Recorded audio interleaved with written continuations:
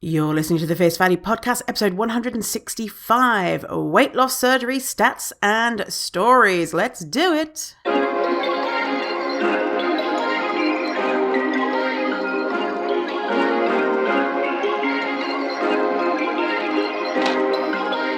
Perfect. Hello, welcome to this episode. So nice to see you. Well, I can't see you. So nice that you're here listening to me. We have got an episode today where we're talking about the stats around weight loss. Now, we've done a couple of episodes about the stories on weight loss surgery. This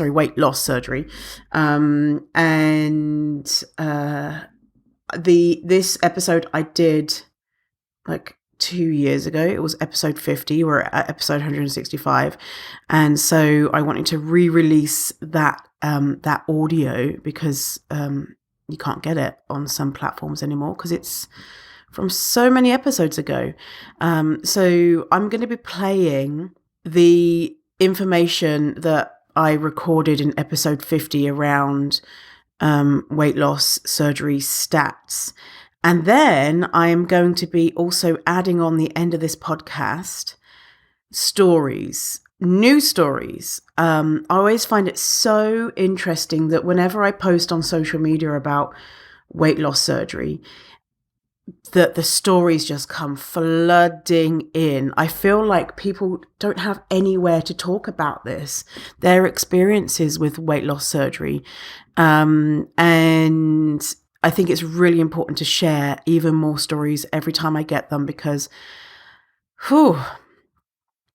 they're important. And what we hear about weight loss surgery is a lot of positive stuff, right? Or if there is a detracting story, it will be like someone went abroad for surgery and they fucked it up. You should stay in your home country for surgery because we're better and we won't fuck it up. And yeah, so let's listen to the stats. Before we do, just an update on a couple of things. I listened to that episode again just to see, how much of a dickhead I was a couple of years ago. It's good. Don't worry. I wasn't a dickhead. But there's a couple of things that have changed since I recorded that episode. There's a new update on language that I've learned. And the new update on language is, instead of saying substance abuse, so in regards to using alcohol or drugs, the new way to say that, which is less stigmatizing, is substance use disorder. So instead of substance abuse, now substance use disorder. So just an FYI, when you hear me say substance abuse, just in your brain, just think Vinny's saying substance use. Also, I mentioned Lindo Bacon, and that was before Lindo showed their ass. If you want to know about what happened with Lindo, go and listen to, just Google it, or we have a whole episode talking about it, which was the most popular episode I ever did, I think. People are like, oh, I want the gossip. So I think if you just search Fierce Fatty Lindo Bacon, you'll find that episode. Also, at that time, I was calling myself Victoria, which is my dead name. So I don't know if I refer to myself as Victoria. If that happens and you're like, who the fuck is that? Then that's me. And my name is Vinny and my old name was Victoria. So yeah, with that in mind, let's listen to it. And then I'm going to come back at the end and share the stories that people have shared on social media when I shared this information recently. Okay, so let's get into today's episode. I've been meaning to make this one for a while, but I've been putting it off. I don't know why I've been putting it off. Because it's a big and juicy topic. I'm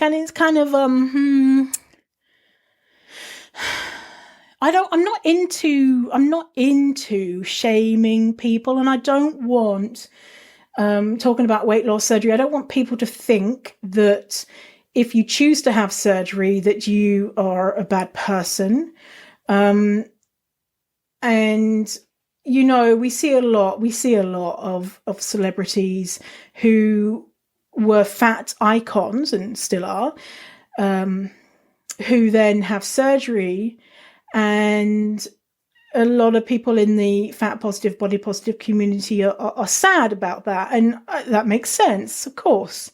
It's sad to think of someone who you thought was, who liked their body, who was a champion for fat people, then having surgery. Some people feel like it's a betrayal. I personally don't, because it's not any of my business, really, what people do with their bodies. I don't know what's going on with their brain. I don't know what's going on with their life. I do know what it's like to move through the world as a small, medium fat. I don't know what it's like to move through the world with other marginalized identities. So I'm white. Having to move through the world as a Black, Indigenous person of color, that adds another layer on top of it. To move through the world with someone, if you have disabilities, if you're trans, all sorts of things. If you're gender non-conforming, it makes life harder.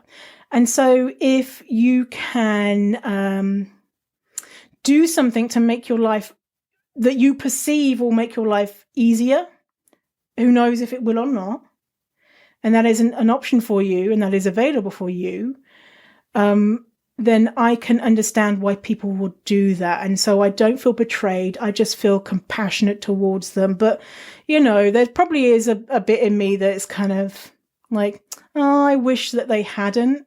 Now, in this episode, we're talking about what actually bariatric surgery is, the different types. I'm not advertising it to you, but don't worry, I'm not like, hey, here's the different types and here's why it's great.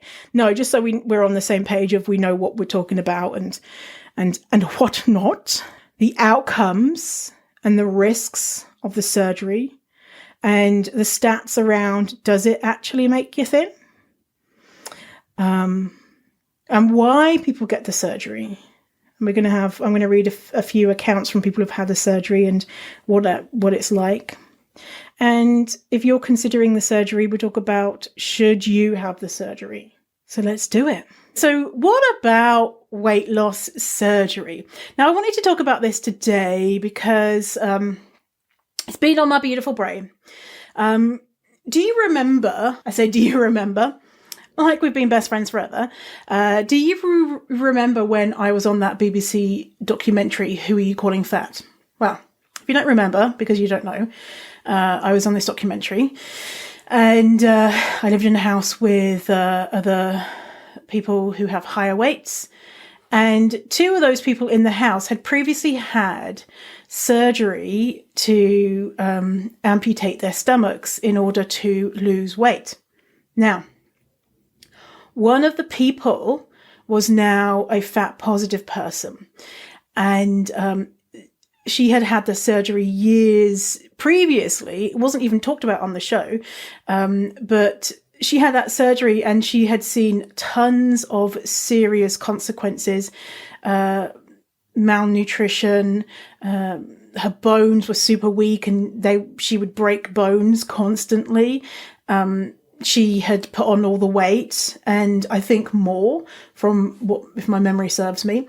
Now, there was that one person, and there was another person who was heavily featured in the show. He had just had this surgery, and he'd lost lots of weight because that tends to happen after the surgery temporarily. And he was on the show to espouse the benefits of this surgery and everyone should get it. But he was already in the process of putting weight back on, because he had his surgery maybe a year prior, but he was not fat positive and he still thought that the surgery was great, and he went around to the country telling people about the surgery. So I sometimes often refer to the surgery as stomach amputation surgery. That's something that Marilyn Wan, who is the author of Fatso, amazing book, she uses that term. And the reason why she uses that term, and the reason why I like that term, although it's not actually that accurate, is because we want to show and not show how big this is, how you are amputating a healthy organ in the pursuit of a smaller body. And the reason why it's not actually not as accurate is because sometimes people amputate their stomach, and sometimes they do other things. And the reason why I say weight loss, in quotes, weight loss surgery, because as you'll see, that actually the outcome for most people is not weight loss. So it should be called like temporary weight loss surgery with a shit ton of terrible side effects. So just so you know, before we get into it, that there are different types of, I'll call it weight loss surgery just for the sake of keeping things simple. There's different types of weight loss surgery. So there is the gastric band, which is when a circle, a band is put around someone's stomach, and then it is inflated with liquid, so that the stomach is made smaller. And that is something that you can have that band deflated, so it's not squeezing the stomach. And that is what a lot of people have done after they've seen the side effects of having that gastric band. Another thing is the balloon, which is literally having a balloon, not one that you'd probably have at your birthday, but having a balloon in your stomach, inflated, and so it makes the volume of your stomach again smaller. Now, there's also something called the gastric bypass, which is cutting off some stomach, sometimes not cutting off stomach from what I've understood. Sometimes it's literally just bypassing some of the intestines, and so that you're not absorbing as much of the nutrients in that food. Therefore, you're getting kind of less of the food, and also your stomach is cut smaller sometimes so that you have a smaller stomach, so you can't eat as much. And then the last one, which is called the sleeve, which is where, like, I think about 90% of your stomach is cut off, thrown in the bin, thrown in the garbage, and to be never seen again. And you're left with, they call it a sleeve because it's like a little sleeve, like a little pocket. You can also get one which is like a tiny pouch. So that is, just so we know what we're talking about, that is what weight loss surgery is.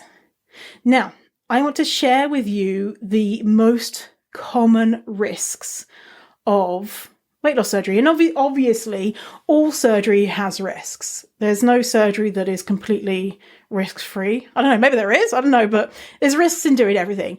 But it has been said that weight loss surgery has is the, if not one of the riskiest surgeries for death and complication, and also is the most expensive and the most money-making for surgeons. So, most common risks: hair loss, ulcer, leaks. I'll explain more about that in a minute. Gastric bleeding, bowel obstruction, gallstones. I've had gallstones. I've had my gallbladder removed. I had gallstones from a child. I think it's something to do with my blood. There's different reasons why you get gallstones. Anyway, I had gallstones as a kid. They fucking suck. I had to have my gallbladder removed, which sucked. Anyway, so gallstones suck. Dehydration, acid reflux, anesthesia-related risks, chronic nausea and vomiting, dilation of the esophagus, inability to eat certain foods, infection, obstruction of the stomach, weight gain, or failure to lose weight. Now, the long-term side effects are dumping syndrome. I want to tell you what dumping syndrome is in a minute. Low blood sugar, malnutrition, vomiting, ulcers, bowel obstruction, and hernias. Dumping syndrome, it's basically what it sounds like, shitting your pants. So this is all from the Mayo Clinic. So the Mayo Clinic says dumping syndrome is a medical condition in which your stomach empties its contents into the first part of your small intestine, the duodenum, faster than normal. Dumping syndrome is also known as rapid gastric emptying. People with dumping syndrome experience symptoms like nausea and abdominal cramping. These symptoms happen because your small intestine cannot absorb nutrients from food that has not been digested properly in the stomach. And you basically shit your pants, you have diarrhea. So other side effects, we mentioned about the malabsorption of nutrients. So nutrient deficiencies long-term in this way are really damaging to the body and is a cause for neurological decline, which I didn't know about, and premature aging of the body, not like the way that you look, although I don't know, but that doesn't matter anyway. A lot of people are not aware that the extent that they have to, the tablets and the supplements that they need to take to get over this severe lack in food and what that does to your body. And so a lot of people have been told, oh, just take a normal multivitamin that your regular Joe Schmo on the street takes. And that is like woefully inadequate to keep people who've had the surgery healthy. It's actually the regimen that people need for the rest of their lives can cost hundreds of dollars a month. And if you can't afford to do that, then it's going to have consequences on your health, unfortunately. Something else that is really interesting is, so this stuff here that I'm going to be talking about is in Christy Harrison's book, Anti-Diet, which is excellent. You should absolutely read it. And something that Christy talks about is that people who have this surgery, they have a doubled risk of substance abuse problems, and so alcohol or drugs problems. And so these are people who previously didn't have any issues with any substance abuse, and as well, substance abuse tends to manifest in younger people, so people in their 20s. But it showed that the study that I'm talking about showed that the substance abuse were happening to people in their 40s, 50s, and 60s when they previously hadn't drunk alcohol. And now some people say, oh, that's probably because if you have weight loss surgery, you're clearly addicted to food. Big quotation marks on addicted. And so they're swapping one addiction for another. But actually, that is not what they found because, one, food addiction isn't real. Now, food addiction isn't real because if you get more access to the thing, food, that you desire, the food addiction behaviors and feelings decline.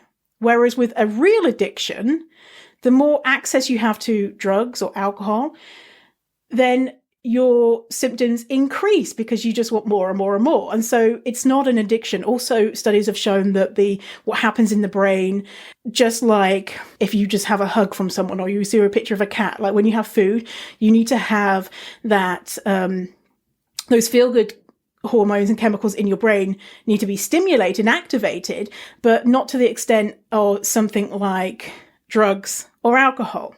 We need to want to eat, right? It's a part of what keeps us alive, is the desire and the enjoyment around eating.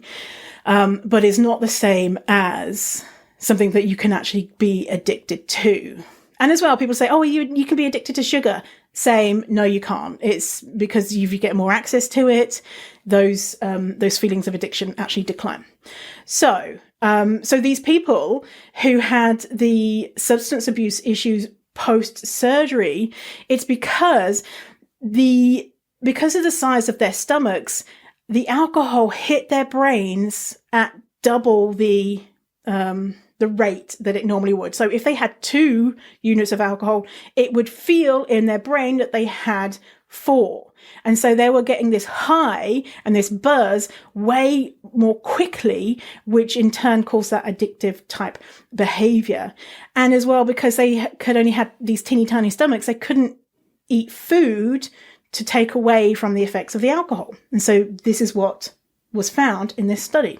Other things, 4.6% of people who have the surgery are dead within a year. And another study shows that 3 out of every 1,000 people die within 30 days. Here's the kicker.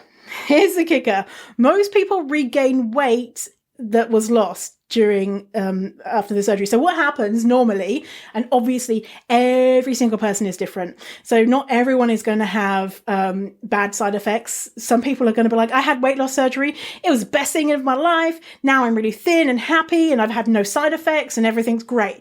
There's going to be people who are like that, and there's going to be people who are somewhere in the middle, and there's going to be people who have died. So this is not kind of like a blanket, this is happening to everyone, but this is what the studies are showing us. So what happens generally is that within 12 to 18 months after the surgery, people have reached their lowest weight.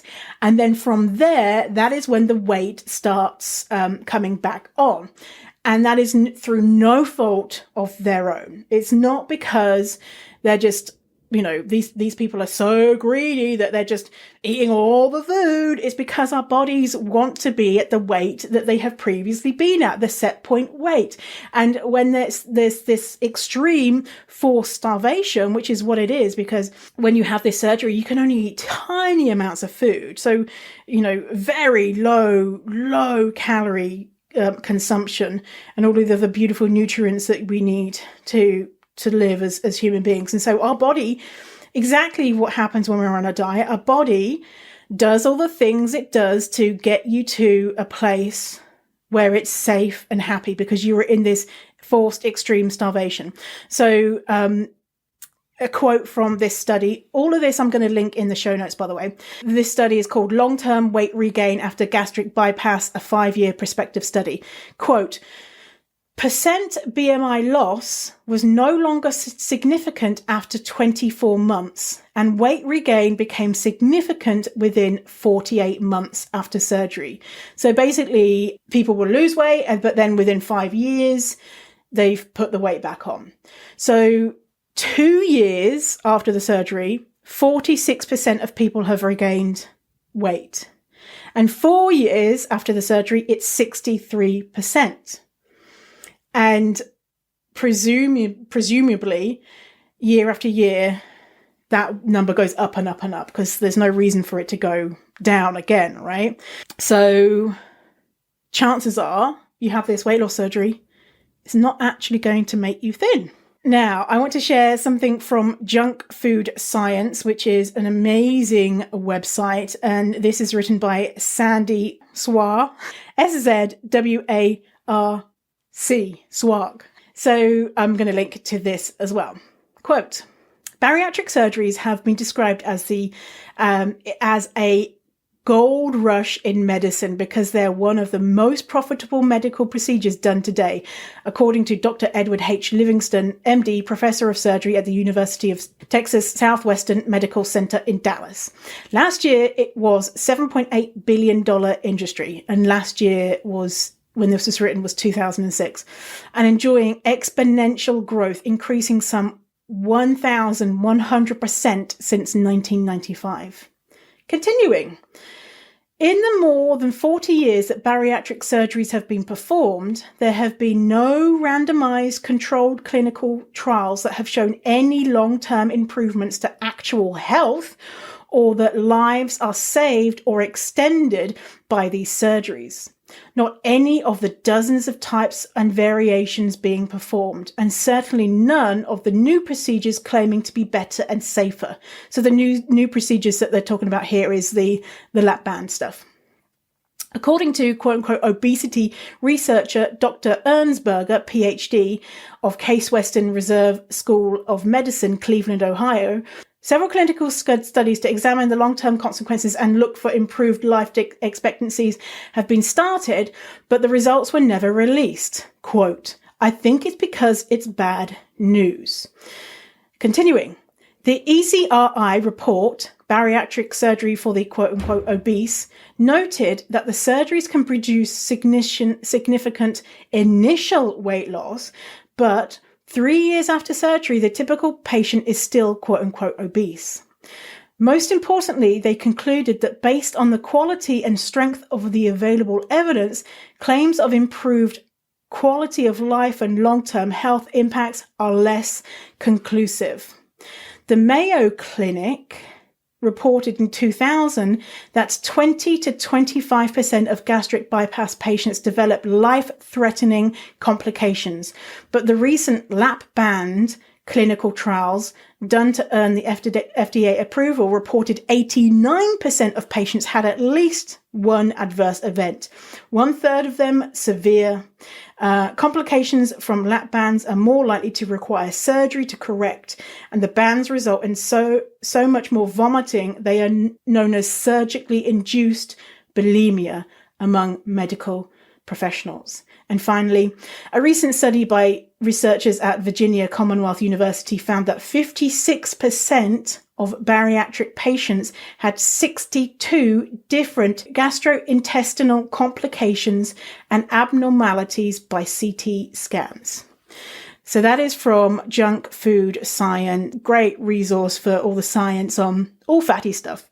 Something from another thing from Christy Harrison's book, Anti-Diet, is Christy says that this is the most lucrative surgical specialty and costs $15,000 to $25,000 per procedure. And a lot of insurance companies won't pay for it. Lindo Bacon, incredible, wrote Health at Every Size, Body Respect. Linda Bacon says, bariatric surgery would be more appropriately labeled high-risk, disease-inducing cosmetic surgery than a health-enhancing procedure. Well. Next, a study came out 2 years ago, I remember when it came out, about the increased suicide rates of people who've had the surgery. So I'm going to link to this as well. Quote from this study. Based on their analysis, the estimated suicide rate for bariatric surgery population is 4.1 deaths per 10,000 patients. When compared to the World Health Organization's suicide data for the general population, the investigators reported a 4-fold increased risk of death by suicide among patients who underwent weight loss surgery. So you're 4 times more likely to die by suicide.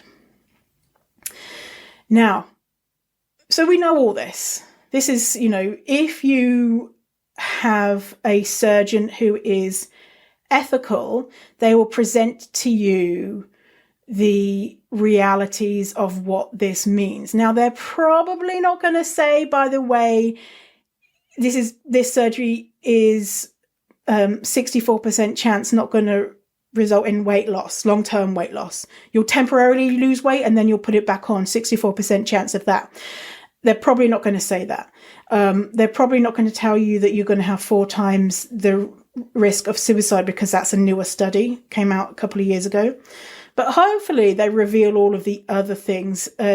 But some surgeons or the medical team supporting them don't really emphasize how much people's lives are changed and how much they have to spend on care for themselves to make sure that they get enough vitamins and nutrients and all that type of stuff. And also the effect that not being able to eat food has on your life in general, because food is very social. Food is like spending time with your community and a way to share love and happy times. And as well, it could be something which is a great coping strategy for some people. Of course, not every fat person uses food as a coping strategy at all.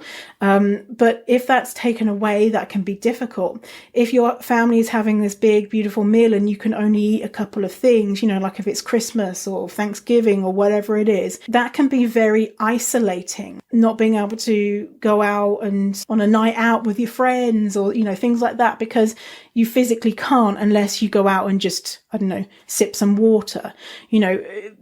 Your life is changed in so many ways, and a lot of them are social. And then how it feels for those who put on weight, which is the majority of people, how much shame they must feel. I read people's accounts and how they felt like they were the only one. That they were so fucked up that they couldn't control themselves so much that even surgery couldn't help them because they were so out of control and greedy and bad. But really, your body is doing exactly what it needs to do to keep you alive. So, something that Lisa Dubray is an incredible psychotherapist and clinical social worker, says about people who go for the surgery. This is what Lisa says. What we know when we look at what research has been done is that a lot of fat people that are interested in pursuing these surgeries have really high rates of internalized weight stigma. There is a study that was done years ago that compared the psychological profiles of fat people going to Weight Watchers and fat people pursuing weight loss surgery. And what they found was that the fat people that were going to Weight Watchers, their psychological profiles were in line with the general public. So about average rates of depression and anxiety and things like that. The fat folks that were pursuing weight loss surgery had psychological profiles in line with psychiatric patients, meaning significant levels of mood disorders, anxiety, trauma history, things like that. So again, it's not to say that everyone, because we can't keep track of everyone, but I think there's a lot of evidence to say that a lot of people that are pursuing and interested in the surgery are feeling pretty desperate and dealing with a lot of internalized weight stigma, and that doesn't get treated by the surgery. Another perspective about this is from Caitlin Anderley. Caitlin is known as Reframe Your Story on Instagram. I'm going to link to their account. And Caitlin on their Instagram shared a picture of their belly with surgical scars. They're just like little things, little cuts in their belly. And this is what it goes along with that image. This is what my eating disorder looked like. 5 small incisions from my weight loss surgery. There was no part of me that made the decision to have weight loss surgery from a place of self-love. It came from deep self-hatred and a longing to be accepted. I told myself it didn't have to do with weight loss. It was about my health. I thought I was a ticking time bomb and that if I stayed in this body, it would inevitably lead to health issues. I thought it would be only a matter of time. When the majority of society views your body as part of an epidemic and a strain on society, it makes sense that a person would want to change that. So people make the decision to have their stomachs banded, amputated, and rerouted. They are encouraged by doctors and by other professionals to put a permanent physical restriction on themselves. The most sick part of this is that I knew and wanted there to be pain if I ate one bite too many. So I had to face the consequences of living in my body. The true consequence of all of this and a lifetime of being told my body was wrong was falling deeper into my eating disorder behaviors. And for that, I was praised. People who didn't even really know me would come up and tell me how inspired they were by my weight loss. Regardless of intention, praising my weight loss was praising my eating disorder. So that is from Reframe Your Story on Instagram, Caitlin Anderley. Now, another account of weight loss surgery, because, by the way, in case it wasn't obvious, I haven't had any surgery myself, although weight loss surgery or bariatric surgery, although how fucking yes did I want it. I remember being a teenager watching those shows. I think in the US they're called like Girls Gone Wild, but it was like the UK version where young people went to like Ibiza and stuff, and they would show their tits to the camera. And I remember sitting on the sofa watching that late at night, seeing girls showing their tits and being like, I'm not thin like them. My tits don't look like theirs. I can't become thin. So I really want to have bariatric surgery. That was like my goal. And at that time, I was a child. I was probably 15, 16, 17, something like that. But I was just like, oh, one day when I'm old enough, I'm going to get that. And that is going to fix all my problems. So anyway, so I haven't had it, but I definitely did dream about having it. Now, someone who had it recently, and it's someone that is quite well known, is Roxane Gay. Roxane Gay is the author of, you might recognize Roxane from her books Hunger and Bad Feminist, and she has other books too, but they are probably the most recognizable. Roxane wrote a brilliant piece on her decision to have surgery and what happened on Medium. Again, I'm going to link to that in the show notes. But I'm going to read some quotes from that piece. This is not the whole piece in total, and these are just kind of snippets. So Roxane says, I capitulated to a procedure after more than 15 years of resistance and had a sleeve gastrectomy at the UCLA Ronald Reagan Hospital in January 2018. I told only a few people. I did not tell my family. I felt, in equal parts, hope, defeat, frustration, and disgust. She continues, the truth is that my desire for weight loss has long been about satisfying other people more than myself, finding a way to fit more peacefully into a world that is not at all interested in accommodating a body like mine. And the dominant cultural attitude towards fatness is that the fat body is a medical problem, a drain on society, an aesthetic blight. As a fat person, I am supposed to want to lose weight. I'm supposed to be working on the problem of my body. I'm supposed to apply discipline to physical unruliness. I am not supposed to be fine with my body. I'm not supposed to yearn simply for people to let me be, to see me, accept me, and treat me with dignity exactly as I am. She continues, after more than 15 years of refusing it, I made the decision to get weight loss surgery on an ordinary day. At home in Lafayette, Indiana, a young man yelled at me to move my fat black ass while I was crossing a grocery store parking lot to my car.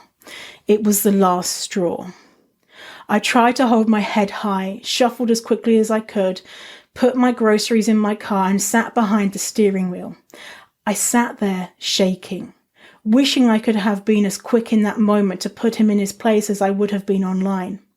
I wanted to call someone for comfort, but I was at a silent impasse with the only person to whom I could talk. Instead, I pressed my head against the steering wheel and sobbed. When I collected myself, I drove home and went to bed. I hoped I might not wake up, but I did. She continues. The dominant narrative around weight loss surgery is that it changes your life and makes everything better. It is a lovely fantasy that by cutting yourself open and having parts of yourself removed, everything that weighed you down will be lifted. But it is only a fantasy. She continues. The psychologist I saw for my pre-surgical evaluation warned that the first year is really difficult and many patients end up suffering from depression and regretting the surgery. The second year is better, she said, trying to reassure me after my face fell. And she was right. I am depressed and miserable. I am cold all the time and exhausted because I'm only eating between 1,200 and 1,500 calories. I'm filled with regrets because everything has changed, but everything is exactly the same. She continues, I've replaced one set of anxieties with another. I worry I'm eating too much and stretching my new stomach, something I was warned about repeatedly and vigorously. I have brief moments where I allow myself to imagine hiking Runyon Canyon or wearing a fabulous outfit because it is available in my size or going to see a musical without having to make special arrangements. And then I tell myself to get a hold of myself. I tell myself to not want. I tell myself that I failed to discipline my body before and I will probably fail this time too. I tell myself these things because I've carried this weight for almost 30 years and it is terrifying to face who I could be without it. So that is excerpts from a piece that Roxane Gay wrote on Medium, and it's called What Fullness Is. So you can find that on Medium, or you can just go to the show notes where the link is going to be there for you. Now, Roxane is, I don't know Roxane's exact size, but I know that I think that she might be a super fat. I know from reading her work that, even just reading that piece, not being able to fit in to go to a theatre without making arrangements beforehand. So I'm presuming that, I know she's not a small fat person. She's a large fat person. She is a super fat. She might be in any fat. I don't know for sure. But I want to recognize that she's also a woman. She's also a Black woman. Walking through the world with these different intersections, and I don't know if she has other things, is really fucking difficult. So why wouldn't you take that chance at living a life which, of course, a lot of weight loss places will paint it as this, fairy and roses and, fairy tale and roses and unicorns and all that type of stuff. But, we're intelligent. We know that it's probably going to be hard and all that type of stuff. But I don't know what it's like to be a fatter than I am, to be Black, to be also in the public eye. Roxane shares in this article about how people constantly make memes of her, of images of her and tweet them at her. And she's constantly barraged with people reminding her that her body is not good. And so it makes total sense to me that Roxane would elect for surgery. That pressure must be immense. That the weight of people's expectations, like she mentioned in this article, she did it for other people, basically. It must be overwhelming, even if there's a almost 5% chance that you will die. For a lot of people, they are close to dying right now. But the thing that's really heartbreaking is that for most people, this won't make them thin. And I don't think that people know that when they go into the surgery, that 64% chance just after 4 years. And we don't have the data past that, because there's been thousands of studies on weight loss surgery, but only a teeny tiny fraction are actually usable because the rest aren't good science. And so we have hardly any data. And also a big problem when it comes to the science around this stuff is that the follow-up with patients, after a certain amount of years, the patients don't come back for follow-up. Now, I don't know for sure, but I can guess. Why would a patient not come back for follow-up? Because they're fat again. They've put weight on and they've blamed themselves versus blaming a faulty product, weight loss surgery. And I know in the States it's, it's for profit. And so it's going to be even more, worse and extreme and unethical practices and all that type of stuff. But of course, every country has weight loss surgery. And as well, talking about weight loss surgery for children. And I want to roundhouse kick people in the face who thinks that is appropriate to amputate a healthy organ from a child. Oh, dear God, please. All those those children have had it done already. I just want to go and hug them and tell them that their body is perfect.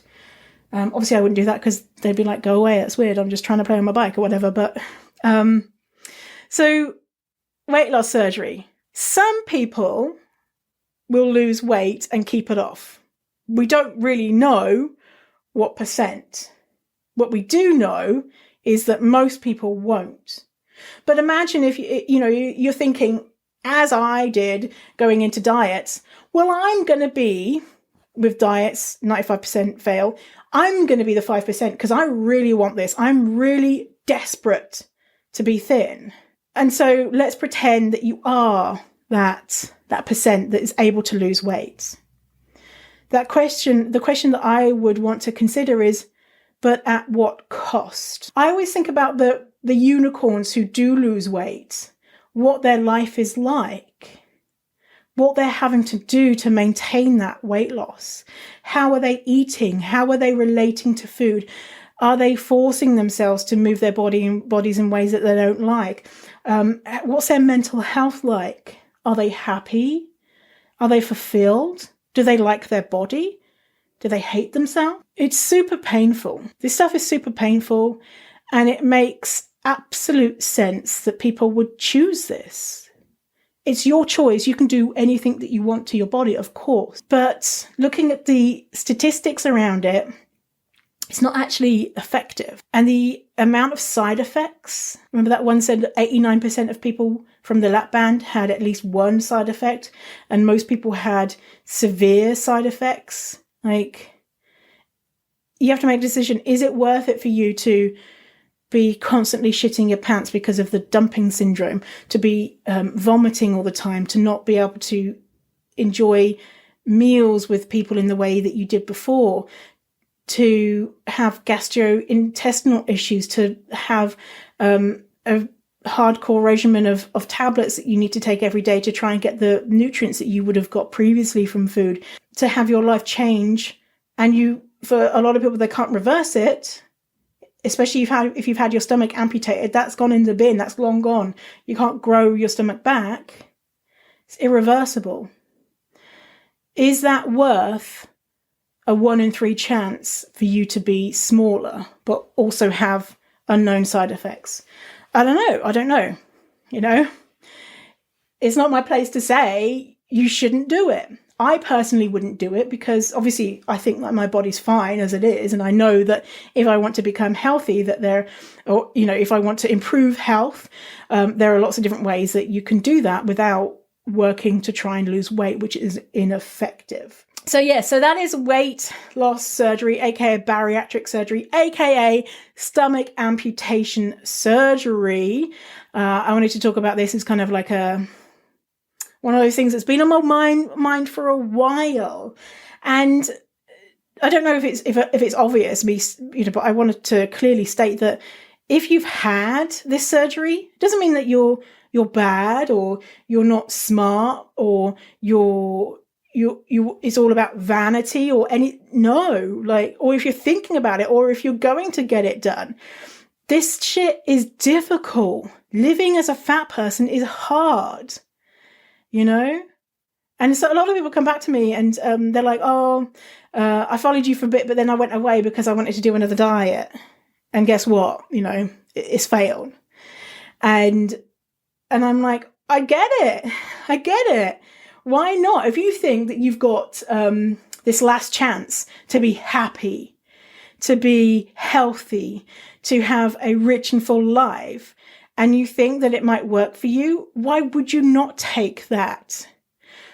But do you have all the information? Hopefully this podcast has given you a lot of information that maybe people haven't previously shared. So it makes sense that people have it. You're not a bad person if you have it. You're not a bad person if you're planning on having it. Because life is complicated. But just know that chances are it won't make you thin. It won't make you healthy. It probably won't make you happy. In fact, you're more likely to die by suicide.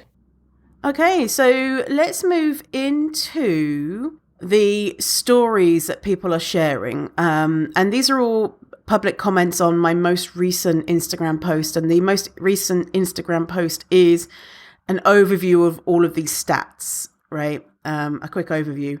Also, what I've done is since I recorded that episode, I have collected even more studies about the weight loss surgery. And we have 1, 2, 3, 4, 5, 6, 7, 18, 19, 20, 21, 22, 26, 27, 28, 29, 31.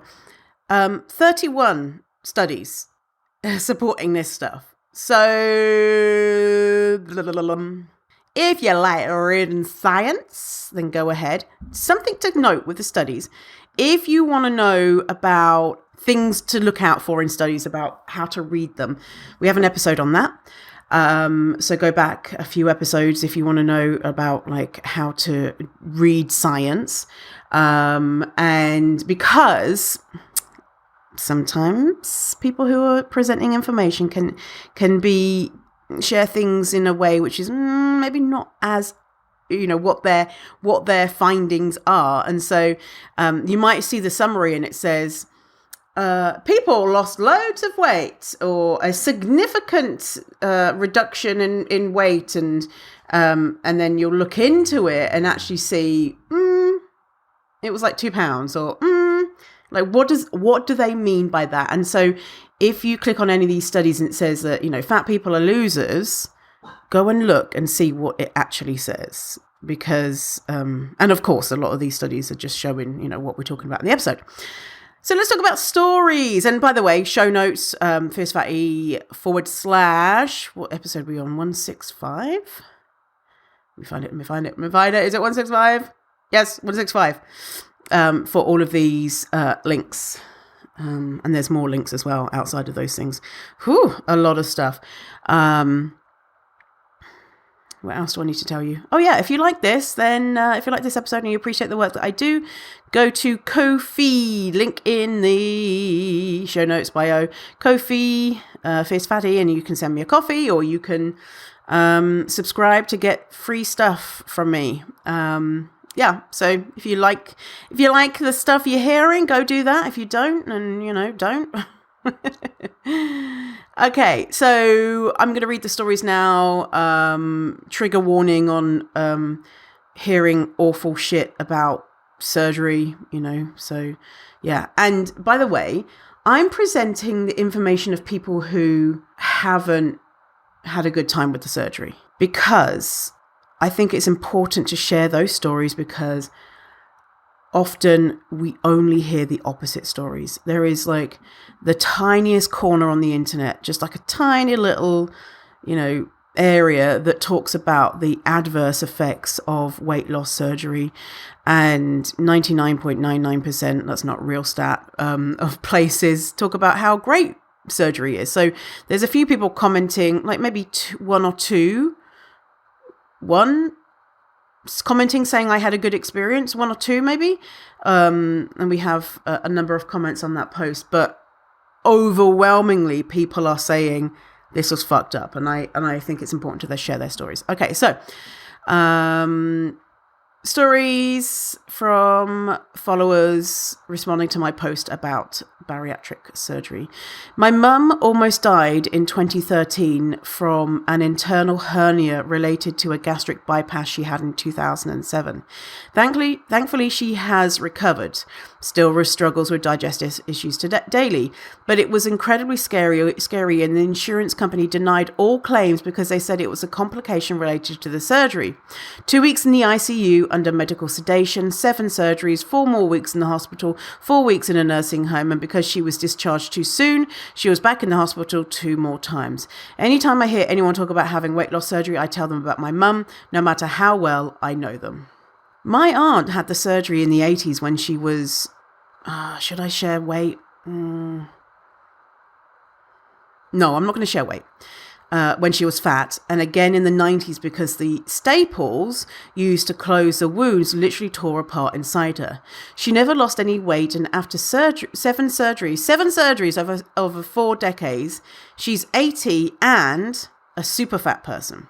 She spent her whole life hating her body and in pain trying to change it. Her story is heartbreaking, and even though everyone swore up and down her life would be a short one, aside from the surgeries and the complications from them, she's healthy and will likely see 90. I had a gastric sleeve in 2019. Developed sear GERD, a known complication of the sleeve, and was revised to bypass in 2020, has since regained much of the significant weight loss I initially lost. It's not the cure I expected and hoped for. It didn't fix my, quote, diet brain or my eating habits. I have come to realize that I will never be in a small body, and I'm learning how to appreciate the body I have for what it can do. Would I go back and do the surgery knowing what I know now? I don't think so, although the process did lead me to where I am now with body acceptance and neutrality. It took a desperate act to make me take a serious look at what was really happening in my mind. I'm in a much better place now. I had lap banding here in Australia back in 2014. Lost significant amount of weight, and then I started substituting my meals for another addiction. I was consuming 2 liters of wine every second night. I started gaining back all the weight and stuffed my heart with years of yo-yo dieting. I'm not at my heaviest and dealing with more issues than I had pre-surgery.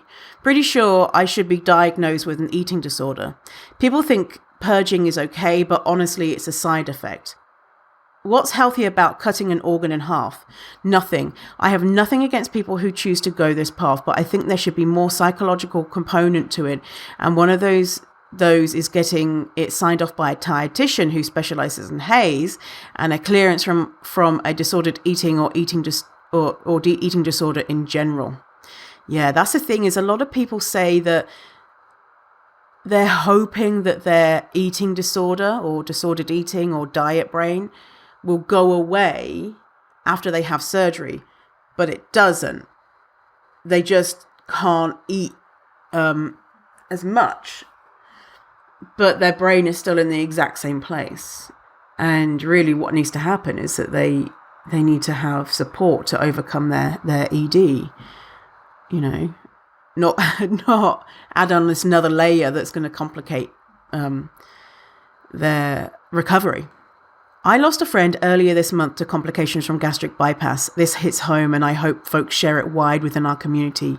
We have to protect each other because they don't care if we survive. And that's the thing, is we don't hear from the people that die, right? We don't hear their stories because they're not here to tell them. I had a non-invasive version of gastric bypass where my stomach was sewn up only. I wasn't given any support and left to deal with it myself, which I did.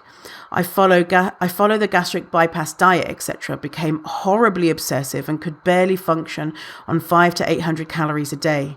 My weight started creeping up again despite sticking to that low number of calories. I had no choice. I would get horribly sick or dumping syndrome if I went over that. I already had autoimmune liver disease, and they had talked me into this as a way of improving my stomach issues and improving what they said was non-alcoholic fatty liver disease, which 2 years later, after 2 MRIs, they concluded I never even had.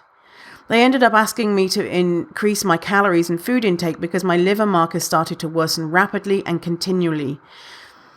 I started having issues with everything else. I acquired more food intolerances. I continued to put on weight, which meant my diet of 500 to 800 calories was definitely not allowing me to function.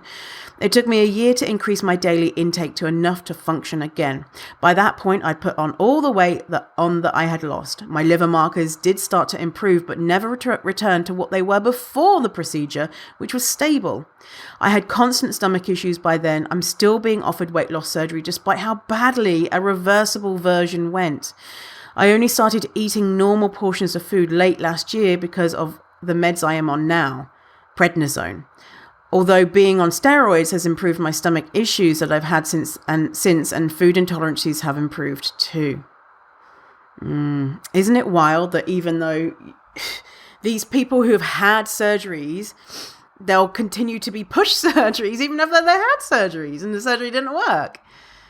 And here's another thing is, a lot of times they say something is reversible, and it can be, but sometimes it's not. Sometimes your stomach will never get back to what it was before, and sometimes your body and the way it functions will never get back to the way it was before. So the procedure might be reversible, but the effects that it has on your body and your mental health might not be reversible. I had gastric sleeve done in 2021 to reverse liver damage done by my birth control. My hepatologist told me weight loss was the only cure for it. That's not true. The surgery did fix my liver, but it also gave me GERD and other health complications. Even now, my body will randomly reject foods and make me vomit. I found the entire process to be dehumanizing, and the majority of the bariatric community that I interacted with was incredibly toxic. Something to consider. Even if one's insurance company does pay for the initial procedure, they often do not pay for any subsequent necessary revision surgeries to address complications. Yeah, that's a really good point. Think about, the poor Americans who don't have healthcare, and you just left with really expensive consequences which you're not supported around. Okay, so here's someone who is a detractor, and I want to share their comment and then someone else's comment, because I thought that was helpful and interesting. So this person says, this post is extremely disappointing. Most of these facts are exaggerated or only partial facts. This kind of post perpetuates a systemic bias against weight loss surgery. By the way, there is no systemic bias against weight loss surgery. It's the opposite. Like I mentioned, there's hardly anywhere that you can find any information on the negative outcomes of weight loss surgery. So this post perpetuates a systemic bias against weight loss surgery, which further stigmatizes the procedure for those who could benefit from it. And as someone who is going through the process to get it right now, none of these facts line up with the current research. The procedures have come a long way since 30 years ago, and when they were still using lap bands. Shame on you. So this person is in it, right? They're in it. And so someone responded, and I thought this response was interesting. So someone responded to that comment and said, I gotta say, I sounded exactly like you months before my Roux-en-Y. That's a type of surgery.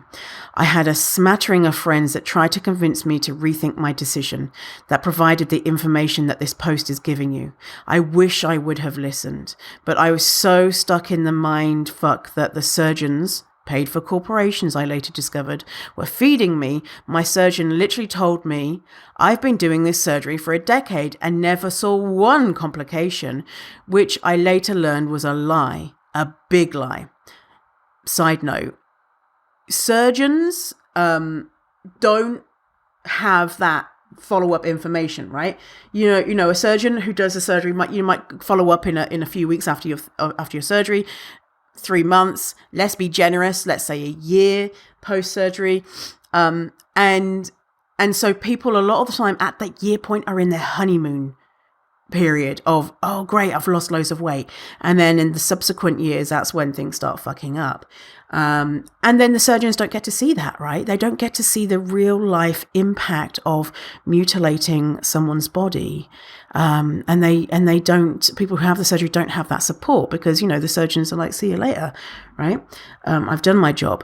So the surgeon could have genuinely thought that, oh, people don't have complications because they don't have that experience of seeing people with complications. But it does sound like a lie to say I've never seen someone have complications. Especially for a surgery like this that's risky, right? Okay,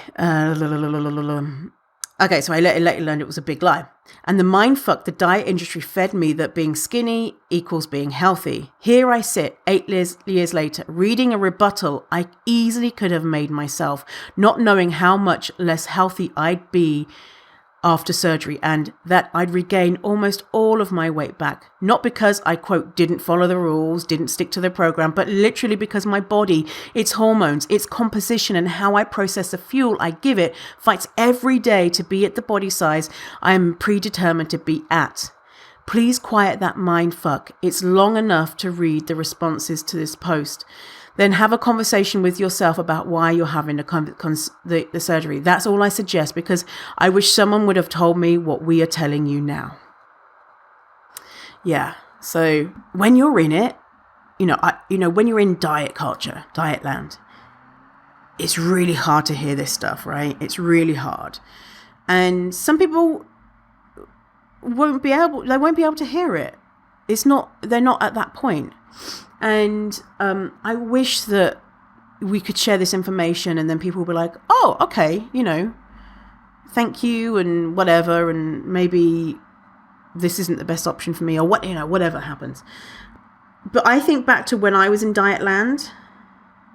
If someone said to me, listen, by the way, I know you're in Weight Watchers right now, and you're even one of those people that weighs people that comes into Weight Watchers, and I know that you've lost weight and you've been successful because you worked hard, not like those other lazy people. But you're gonna put on weight and it's not gonna work and la la la. I would have been like, fuck off, fuck you. I would have been so angry. And so, and that person said, shame on you to me. I would have probably said something like that too. Shame on you. I'm doing something good for my health and you're lying to me about these things. I'm living proof that diets work because I've managed to lose weight and keep it off for like 2 months. So, it would have been very, very difficult and impossible. And so, I think this information is helpful for people who are like gathering information and who are open and curious and who aren't maybe necessarily really, really invested in diet culture and anti-fat bias. Because if we want the surgery and we've decided, all of the hope and the dreams that come from potentially being thinner from this surgery, we're gonna go and Google success stories after bariatric surgery. Right? Wouldn't you be? I would be. I'd be Googling like all of these people who have had wonderful outcomes and being like, oh my God, that's going to be me. Oh my God, like in a year's time, I'm going to be so thin. And when I'm thin, then I'm going to be, everyone's going to really want to have sex with me. And I'm going to be so successful and I'm going to wear thin clothes and la, la, la, la, la. Someone coming along and saying that is not a reality for many people, I would have been really mad and told them to fuck off. So, Okay, continuing. More comments. My first job as an RD was in clinical. Saw too many patients with poor outcomes following weight loss surgery. Thank you for this post. My mum had the band surgery in the early 2000s, lost a ton of weight because she couldn't keep anything down. Anytime she tried to eat, majority of the time, she'd end up only having a few bites and then having to throw up. This got so bad that she decided to have it reversed. Fast forward to 2020 and she decided to do the gastric sleeve, despite COVID being new and in full swing, despite the fact that she is a transplant patient and a diabetic. Couldn't wait, made her mind up and then did it. I went to the pre-op appointment and had a long list of questions. Of course, the doctor made everything seem super positive and great and no negatives. Like this is difficult to reverse, or that she's likely to have mineral and nutritional imbalances and her stomach acid would be fucked, etc., etc. Again, she's lost a lot of weight, but she's also back to barely being able to eat anything. Just seems like an awful way to live. She's pressured me to do it on and off. She thinks this is the great answer. We have pretty opposite feelings when it comes to loving your body, and it is nurturing it versus laser focused on must be thin. These surgeries are whack. It must be really hard to see that. And also it makes me think about the really strong pull that anti-fatness has, that even though this person's mum had a terrible time and had it reversed, that pull, that pressure of anti-fatness is so strong that she's willing to try again, even though she had that shit time. So it just goes to show how powerful this stuff is. Someone says, oh, very cool, they want to do this to children. Yeah. So since I made that original episode, who was it? American Academy of Pediatrics came out and said that they want to do these surgeries on children. I think I'm going to make a podcast episode about it. I've been avoiding it. I don't know why, because I feel like, other people have spoken about it, so what's the point in me talking about it? Well, I don't know. Maybe you want to hear my opinion. My opinion is it's fucked. Yeah. Having a Roux-en-Y gastric bypass is the single biggest regret of my entire life. I really wish I knew better and never did it. I weigh more now than when I had the surgery done. I have reactive hypoglycemia. Adequately treating my pain I have is a huge issue because I can't take NSAIDs like ibuprofen, and the list goes on. Having had it myself, I can totally concur. Worst thing ever. The whole thing from start to now has been a shit show. I'm having my gastric band removed finally after 11 years of utter hell, and medical professionals are still saying with a straight face, oh yeah, we don't do those anymore. They're not good. But as you're still morbidly obese, why don't you have a bypass instead? I had surgery and only kept weight off for a few years. It really takes a toll on your mental health. I felt like I had to starve myself to stay thin. Once I began to eat food again, I gained it back. Not all, just most, and now my mental health is worse. I was nicer and happier before I had the surgery.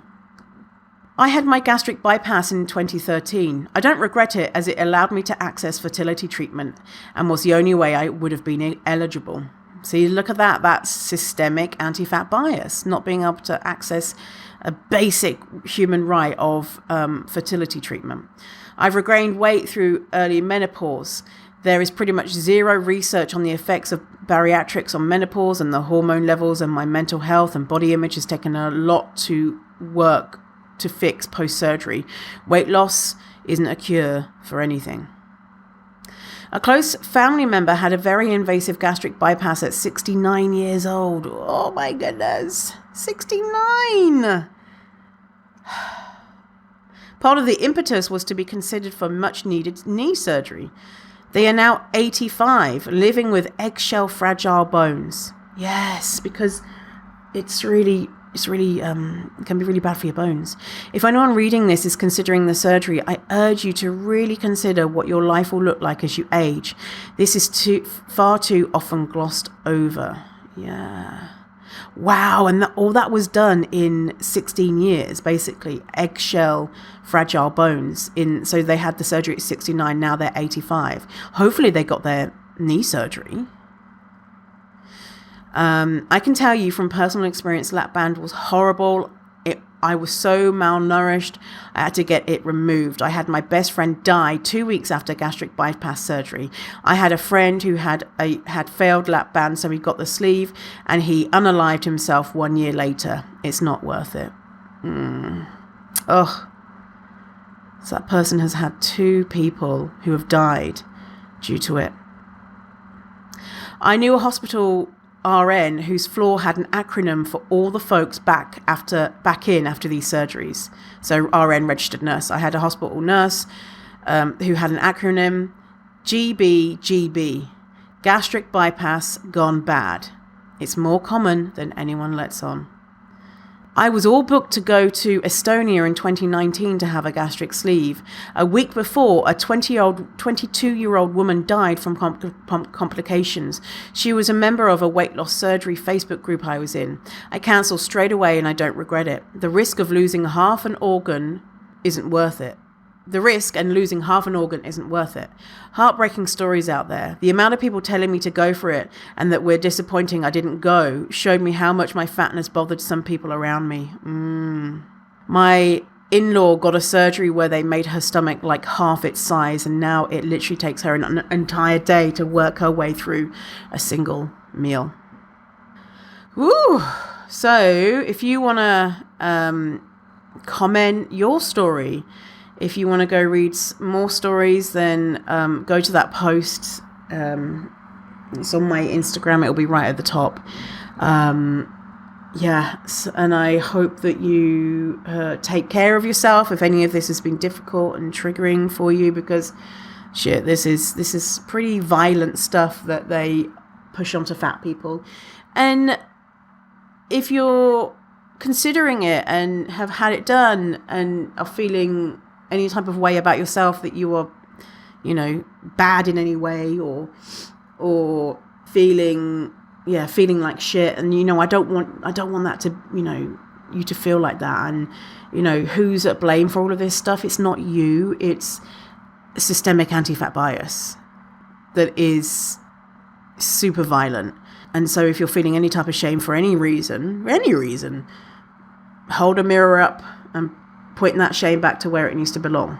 The person, the systems that are perpetuating anti-fat bias. So, well, thanks for hanging out with me today. Again, if you like the show and you want to support me, go to the show notes, go to Ko-fi, Kofi, Fierce Fatty, and you can send me $5 if you want or more. And I appreciate you being here. And stay fierce, fatty. I'll see you in a while, alligator. Goodbye.